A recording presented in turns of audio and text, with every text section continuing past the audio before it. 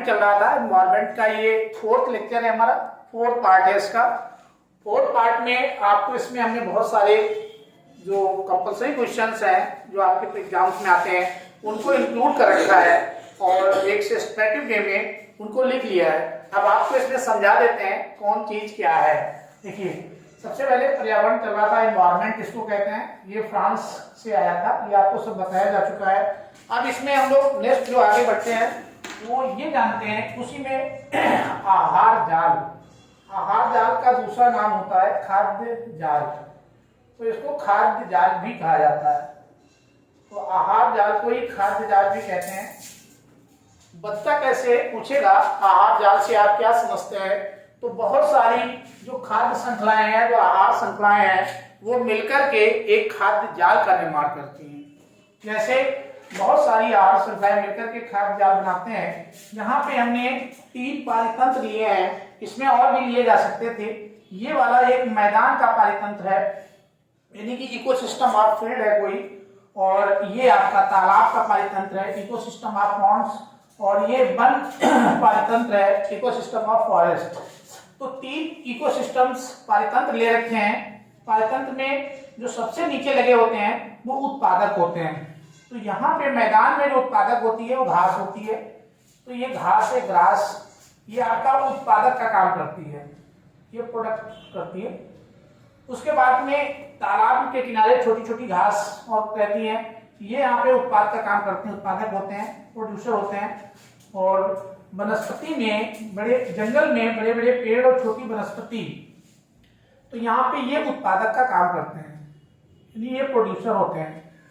अब इसमें क्या सिस्टम होता है, मैदान वाले में जो ये घास है, इस घास को खाने वाले छोटे छोटे कीड़े, जिसको आप टिड्डा कह सकते हैं, टिड्डा।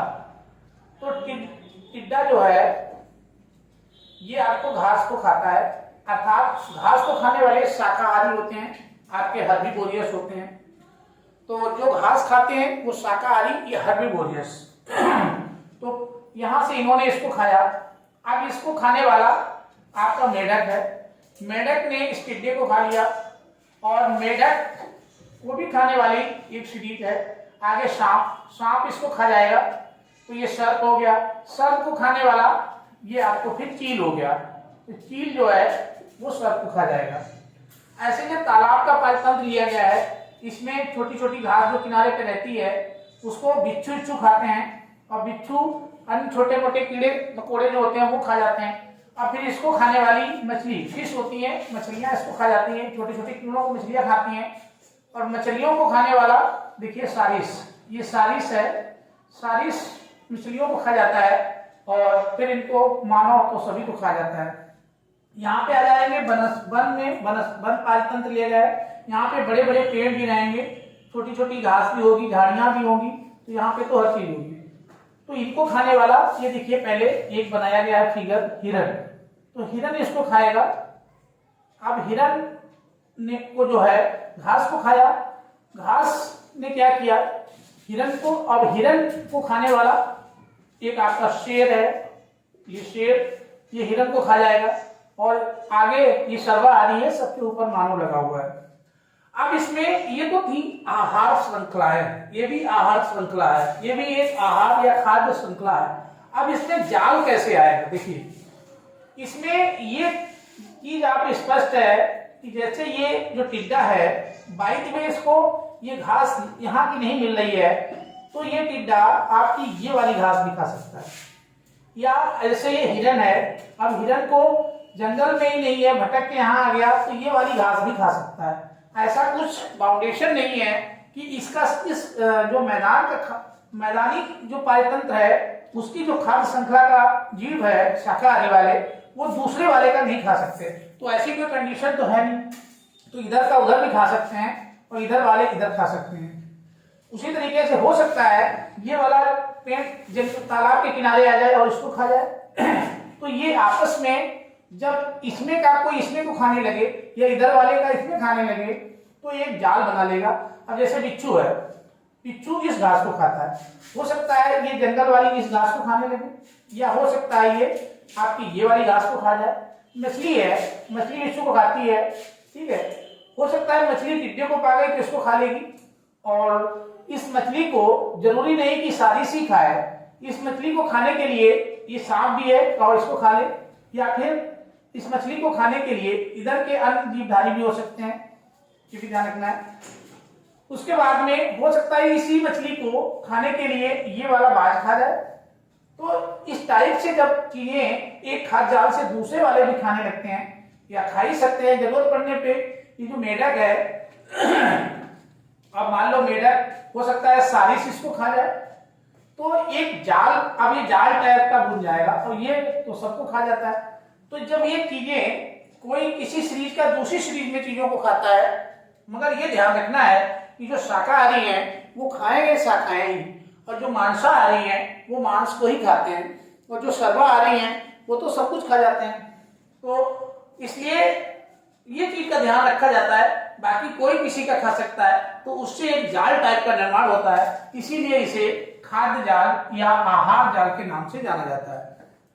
अब उसके बाद में कचरा प्रबंधन, जबकि खाद्य श्रृंखला में एक सीधी चली जाती है, इसमें इधर उधर भी हो जाता है। कचरा प्रबंधन एक महत्वपूर्ण है। यहाँ से दो टाइप के पदार्थ हैं आपके पास, जिनके विषय में आपको जानना और समझना दोनों ही महत्वपूर्ण है। एक होता है जैव निम्नीकरण, तो जैव निम्नीकरणीय पदार्थ, और दूसरा अजैव निम्नीकरणीय पदार्थ। सीधे सीधे डिग्रेडेबल और नॉन डिग्रेडेबल सब्सटेंस के विषय में पूछा जाता है। तो डिग्रेडेबल जैव निम्नीकरण पदार्थ वे पदार्थ होते हैं जो सूक्ष्म जीवों द्वारा छोटे छोटे घटकों में बदल दिए जाते हैं, अर्थात बैक्टीरिया वायरस इनको खा करके मिट्टी में मिला देता है, ये मिट्टी में सड़ गल जाते हैं। जो चीजें मिट्टी में गिरने से सड़ती गलती रहती हैं वो सब जैव निम्नीकरण के अंतर्गत आती हैं, और मिट्टी की उर्वरा शक्ति को या मिट्टी में जो तत्वों की कमी हो गई है उसको पूरा करते हैं। ऐसे पदार्थों को जैव निम्नीकरणीय पदार्थ कहते हैं। और जैसे सब्जी के छिलके हो गए, कपड़ा हो गया, जूट हो गया, कपास हो गया, जल के अपशिष्ट हो गए, जो जल के फल वगैरह होते हैं उनके अपशिष्ट हो गए, पेड़ पौधों की हो गए, पेड़ पौधे के छिलके हो गए, बहुत सारी चीजें। ये जो जमीन में जितनी चीजें जमीन में गलती या सड़ती रहती हैं वो सब के सब जैव निम्नीकरणीय पदार्थों में आते हैं। अब इसी का ठीक उल्टा कर लीजिए, वो कौन सी चीजें हैं जो जमीन में डाल दो न सड़ती हैं न गलती हैं न कुछ उनका होता है, तो ऐसी चीजों को अजैव निम्नीकरण कहते हैं। इन्हें बैक्टीरिया वायरस या जो सूक्ष्म घटक है, सूक्ष्म जीव है, वो इनको खा नहीं पाते हैं। तो अजैव निम्नीकरणीय पदार्थ कौन कौन से हैं? वे पदार्थ जो सूक्ष्म जीव हो, सूक्ष्म जीव वही बैक्टीरिया वायरस प्रोटोजोआ इस टाइप छोटे छोटे घटकों या टुकड़ों में परिवर्तित नहीं किए जा सकते हैं, उन्हें अजैव निम्नीकरणीय पदार्थ कहते हैं। इसमें प्लास्टिक, इसीलिए प्लास्टिक को बार बार बैन लगाया जाता है, क्योंकि ये कचरा बहुत ज्यादा बढ़ता है और मानव कल्चर के लिए नुकसानदायक है, क्योंकि इसके जो छोटे छोटे बैक्टीरिया सूक्ष्म जीव है वो इसको खा करके खत्म नहीं कर पाते हैं, अर्थात इसको पुनः मिट्टी में मिलाना संभव नहीं है। पॉलीथीन पे इसीलिए बैन लगता है क्योंकि ये भी अजैव निम्नीकरणीय पदार्थ है, इसे सड़ाया गलाया नहीं जा सकता है। रेडियोएक्टिव पदार्थ की भी वही कंडीशन है, ये भी अजैव निम्नीकरणीय है। संश्लेषित रेशे, संश्लेषित रेशे का मतलब है जो आजकल के कपड़े आ रहे हैं वो प्लास्टिक के रेशे बना के तैयार किए जाते हैं। तो जितने कपड़े प्लास्टिक के रेशे धागे या फिर अन्य थर्मोप्लास्टिक वगैरह यूज करके बनाए जाते हैं, ऐसे रेशे संश्लेषित रेशे कहलाते हैं, और इनसे बने हुए कपड़े संश्लेषित क्लॉथ के अंतर्गत काउंट किए जाते हैं।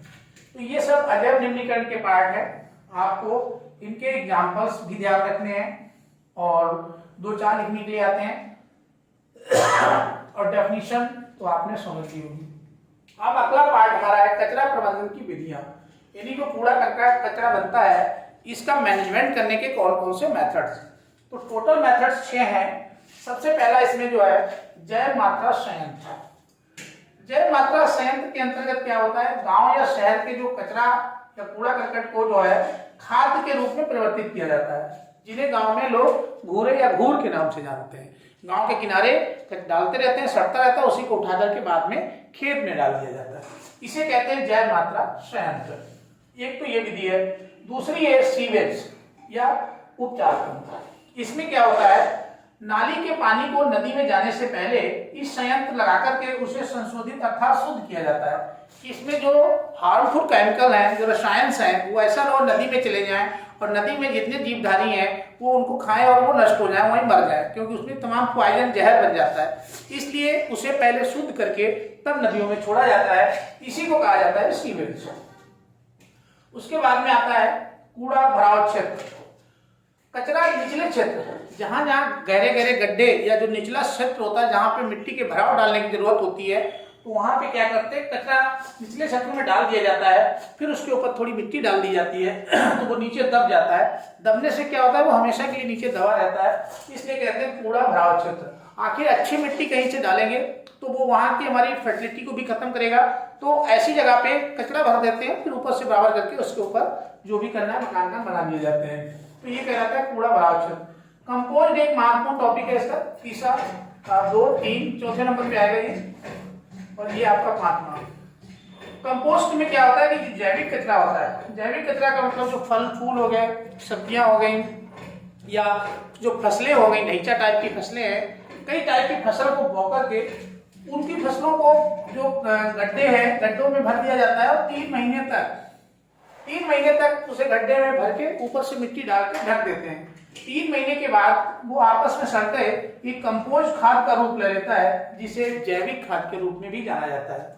ये खाद ऐसी होती है जो किसी भी प्रकार का नुकसान नहीं करती है, इसमें किसी भी टाइप का केमिकल नहीं पाया जाता है।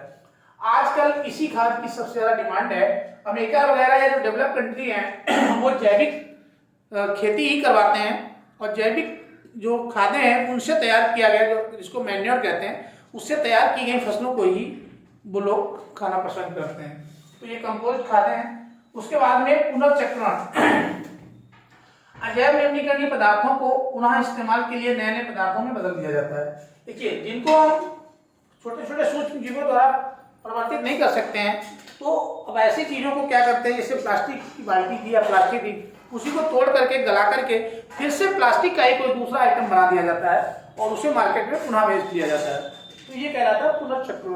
तो वो चीजें देखा होगा कि जो आपके पुरानी चीजें कबाड़ी खरीदते रहते हैं, वो कबाड़ जो है, कबाड़ की दुकानें आजकल बहुत बढ़ रही है, वो कबाड़ वाला माल चला जाता है, बिक जाता है, और बिक करके फिर उसी से कोई चीजें नई बन करके आ जाती हैं।